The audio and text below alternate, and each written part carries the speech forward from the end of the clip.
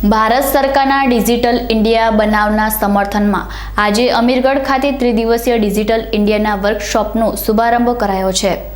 Hemchandracharya university પાટણના ઉપક્રમે સરકારી વિનયન કોલેજ અમીરગઢના યજમાન પદે આજથી શુભારંભ થયેલ ત્રિદિવસીય ડિજિટલ ઇન્ડિયાના વર્કશોપમાં 100 થી વધુ કોલેજના વિદ્યાર્થીઓએ ભાગ લીધો હતો। उत्तर गुजरात यूनिवर्सिटीना एनएनएस विभागना प्रोफेसर तेमज कोर्डिनेटर जेडी डामोरना अध्यक्षस्थाने योजायेल डिजिटल वर्कशॉप में उपस्थित विद्यार्थीओने भारत सरकारना डिजिटल इंडिया में जोड़वा माटे हिमायत करी हती।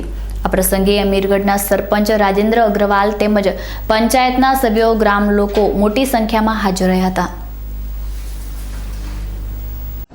અત્રેની સરકારી વિનયન કોલેજ અમીરગઢ ખાતે હેમચંદ્રાચાર્ય ઉત્તર ગુજરાત યુનિવર્સિટી દ્વારા ભારત સરકારના કેશલેસ સિસ્ટમ અનુસંધાને ડિજિટલ ઇન્ડિયા બનાવવાના ભાગ સ્વરૂપે ડિજિટલ ઇન્ડિયા વર્કશોપનું આયોજન એનએસએસ યુનિટ વતી હેમચંદ્રાચાર્ય ઉત્તર ગુજરાત યુનિવર્સિટી દ્વારા બનાસકાંઠા જિલ્લાની તમામ કોલેજો માટેનો 3 દિવસનો વર્કશોપનું આયોજન કરવામાં આવેલું છે। અત્રેની સરકારી વિનયન કોલેજ પોતાની એક પછી એક સિદ્ધિઓના ભાગ સ્વરૂપે આ કબડ્ડીની ગેમમાં સફળતા બાદ આ વર્કશોપનું આયોજન થયું છે, જે સિદ્ધ કરવાના પ્રયત્ન કરી રહ્યું છે।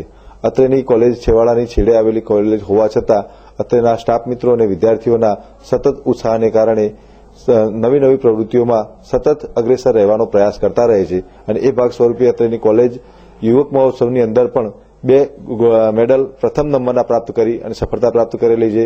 કબડ્ડીની 38 ટીમોનું યોગ્ય રીતે સંચાલન આયોજન કરી અને ખૂબ જ સફળ રીતે એ કાર્ય સિદ્ધ કરેલું છે અને ત્યારબાદ આ વર્કશોપમાં પણ સફળતા પ્રાપ્ત કરવાના પ્રયત્નો કરી રહેલી છે અને ભારત સરકારની જે નેમ છે કે ડિજિટલ ઇન્ડિયા, તો એ ડિજિટલ ઇન્ડિયા માટે સતત અગ્રેસર રહી અને આ કોલેજ ભારત સરકારની પ્રવૃત્તિઓને પ્રોત્સાહન આપવા માટેનો સતત પ્રયત્ન કરતી રહી છે।